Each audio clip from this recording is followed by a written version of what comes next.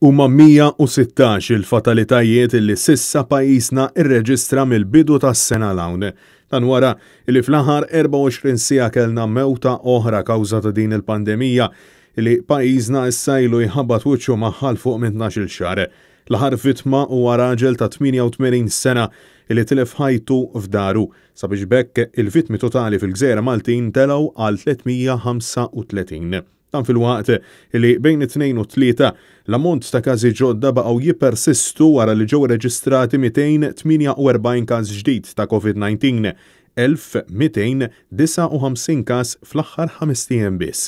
Din iċ-ċifra ittella għal 24,847 in-numru totali ta' persuni li ħadu l-virus f'Malta sa mill-bidu tal-firxa tal-pandemija.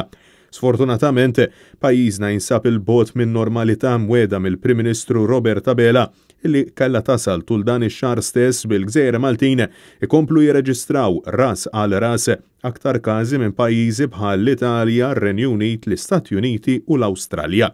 Bosta persuni illi tkellmu ma' Net News esprimew it-ħassib tagħhom fuq in-nuqqas ta' koordinazzjoni fit-tqassim tal-ittri tal-vaċċin kif ukoll dwar il-fatt illi għal darb'oħra il-Gvern ta' Robert Abela ma ħaffifx saqajh biex jilqa' l-firxa tal-varjant tar-Renju Unit illi ilu jaf bih sa minn Novembru, varjant illi issa skont il-Ministru Chris Fearn qed jinxtered sew f'Malta u Għawdex. Il-varjant Ingliż issa qiegħed ġol komunità Maltija u l-aħħar riżultati li għandna minn dawn il-ġranet juru illi kważi 40% tal-każijiet ġodda huma minħabba il-varjant.